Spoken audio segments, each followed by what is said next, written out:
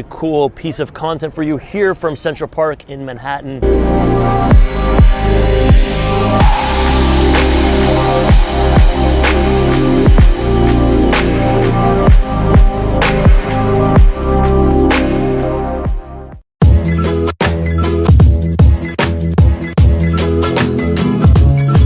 Does social media impact my business decisions? It impacts it a lot. You know, I think that what none of us really fully understand as a community yet is that social media is just another word for the internet. It's the current state of the internet. It's what's layered on top of the internet, meaning the internet is the thing that connects all of us, the thing that you're trying to sell, the product you're trying to sell, the service you're trying to sell.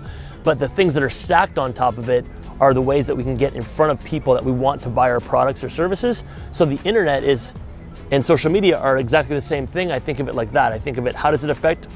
It affects, it's almost 100% of my marketing efforts. It affects it every single day. Social media fits into my overall marketing strategy in two main ways. So the first thing is start to create some content and put it up on the social media platforms. How does social media affect my marketing? There's two different things. Number one, there's a big difference right now between what is branding / marketing and what is sales. So I put out basically 90% of my content on social is for branding purposes. I'm not selling anything. The call to action is like my page. The call to action is share this content with your friend. And that is because I'm planning on 2, 3, 4, 5, 10 years from now, because you become a fan of my content, you all of a sudden have a senior executive role at a Fortune 500 company or at a conference or an event, and all of a sudden you remember me from the last 2, 3, 4, 5 years of content, and you ask me to come speak, or you give me the business of your business. That's the branding part. So that I do that through Facebook marketing, through Instagram ads, Facebook ads, and that's a branding play. We're not making a specific sale. The other side of marketing is the sales piece. And like I said, it's different than branding because you're actually trying to push something. I do very little selling on social media. The ways that I would sell, for example, I just had the Convocatoria, the competition of entrepreneurship in Latin America. I was selling tickets for people to join that. And so I would literally drive content traffic to that sales page. That's one way. If I was selling a telephone or a watch or sneakers or a shirt or a chain, then I would create content, and then the call to action button would be buy now, in which case I would be able to track also through Facebook, Instagram advertising who was buying it from that piece of content. So those are two different ways that I think through how social helps my marketing strategy, sales, and branding.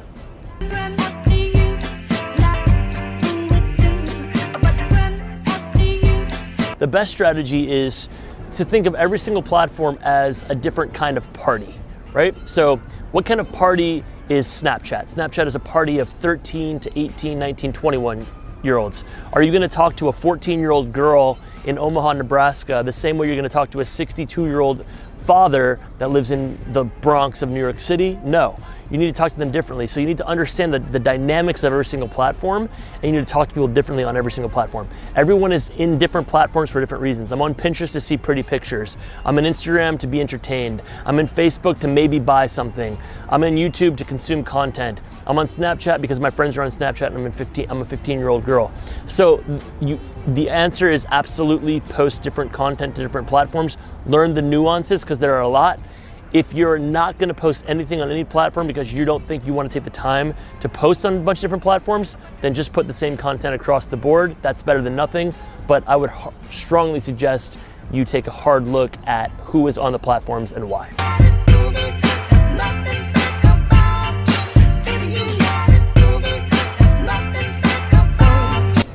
To consume,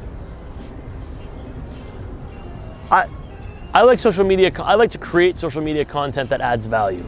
You know, I wrote a post about this today. I think that so many people are doing this wrong, and I think there's, you know, including myself sometimes. I think that there's so much desire for people to accept us, and there's so much desire for us to be putting out content that, how do I say it, that makes us feel better about our own lives, that I think that there's a great opportunity, instead of putting that picture up of you standing on the stage giving the keynote or you working with the client of your dreams, instead of doing that, which literally adds zero value to your followers, to your public, to your community, instead of doing that, actually talk about what we do. We show the speech. Like if I give a keynote speech, I take a picture of me on the stage, but then on my YouTube show, on my Facebook page, clips of Instagram, on LinkedIn, on Twitter, on Medium, we're actually talking about it, writing articles, we're uploading the actual keynote. So there's an opportunity to actually share the content that you're sharing with these audiences in a way that actually brings value to the community that you're trying to add value to, instead of just saying like, hey, look at me, I gave another keynote, or hey, look at me, I have another client, or hey, look at me, I'm an entrepreneur. That adds zero value to any of your customers, any of your audience, any of your followers, any of your fans. And I just think it's a waste of time and it's a vanity play. Instead, take that content and put it out into the world and share the learnings so that everyone can learn it at scale.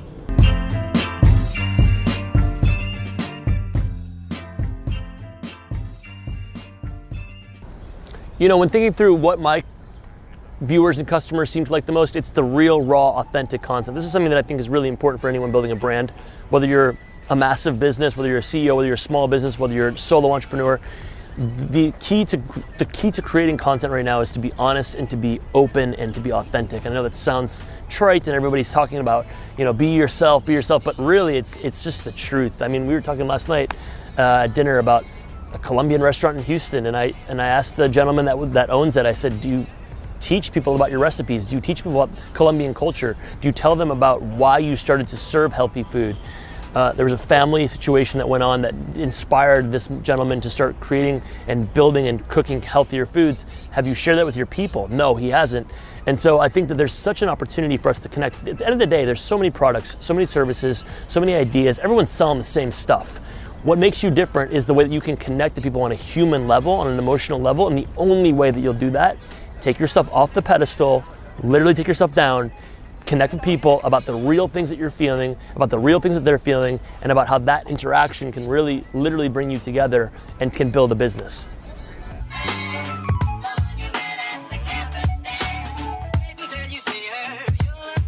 So the question is, do you keep your personal and professional Facebook pages separate, or do you combine them? I think it depends, right? Like, you know, for me, everything is in one page. I do have a personal page that I post to sometimes, but everything I post on my personal page, I also post on my professional page.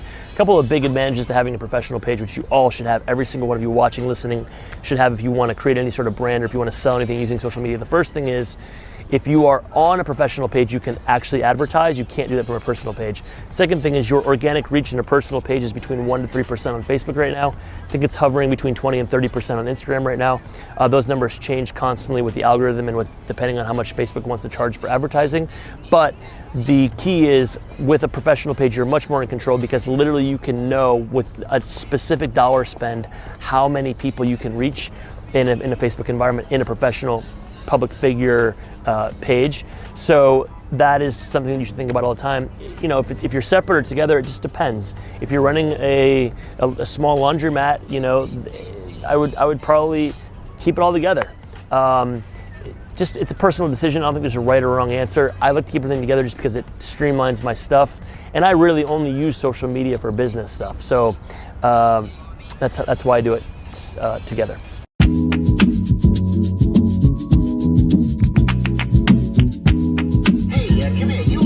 So it's an interesting question, SEO based on social content output. You know, what I have seen is this.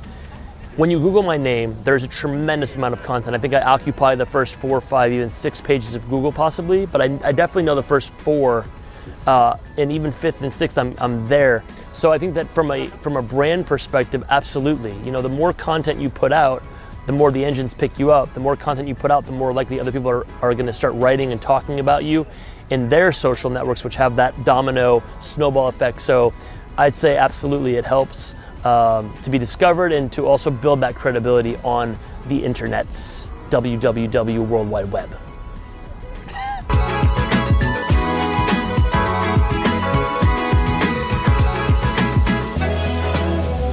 I post every single day on social media. I think that I would like to post more, to be honest. I think that you could post 2, 3, 4 times a day.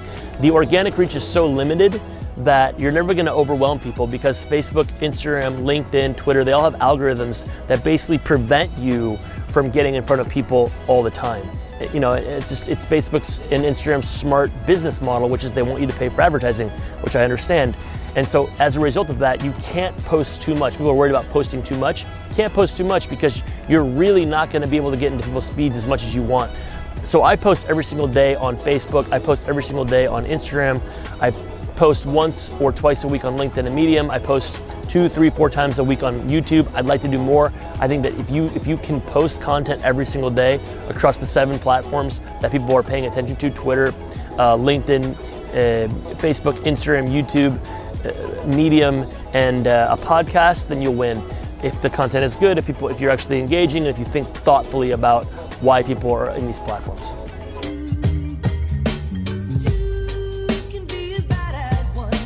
If you're a small business owner entering the world of social media for the first time, my advice would be a couple different things. Number one, just start with one piece of content. Think about what feels right for you. If you're a great writer, write an article. If you love to talk and you have a lot of ideas about different things in your industry, then do an audio recording that you can turn into a podcast. If you love the video, if you love being on camera, then shoot a video. And then what you can do with that content is you can literally recycle it, right? So many people are overthinking content development strategy. They think, okay, I have to shoot this video now, and then I go and I do a podcast, and then I write an article. The thing is, you literally use one piece of content and think about how you can recycle that content. So for example, if I do a video talking about my daily special at the laundromat or at my dry cleaning establishment, then I can do a quick 1-2 minute video, and then what I can do is I can take that same audio from that video and I can transcribe it. I can literally rip it, put it into a podcast. It takes 5, 10, 15 minutes. Then I can sit down and I can write out an article about it, another 5, 10, 15, 20, 25 minutes. I think in 1 hour, you can probably scale across 7 different platforms using this idea of taking one piece of content and then recycling it. Second thing I would say is give yourself a break. There's so many people putting so much pressure on the perfection of social media content, and really what sells, as I answered earlier, is this idea of being your authentic self, sharing your day, sharing people that come through.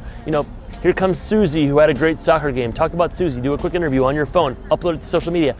People think that it has to be too perfect, too polished. It doesn't, I promise you. The best content right now that's going viral is the content that's authentically you, that's real, that's raw, that's behind the scenes. Why do you think people like sitcoms like Friends and Seinfeld and all these sitcoms that were massively popular 10, 15, 20, 25 years ago? It's because people felt like this is real life. I go to a coffee shop and I also get rejected by girls and guys, and this is, that's what people connect with.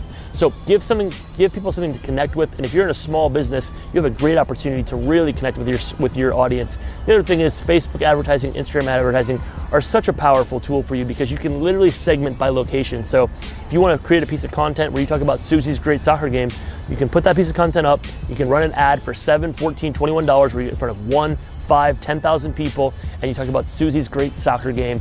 And the advantage of that is that you can literally say, I want people that make $50,000 to $100,000 a year that live within a 5-mile radius of my laundromat that also care about soccer. And all of a sudden you have 50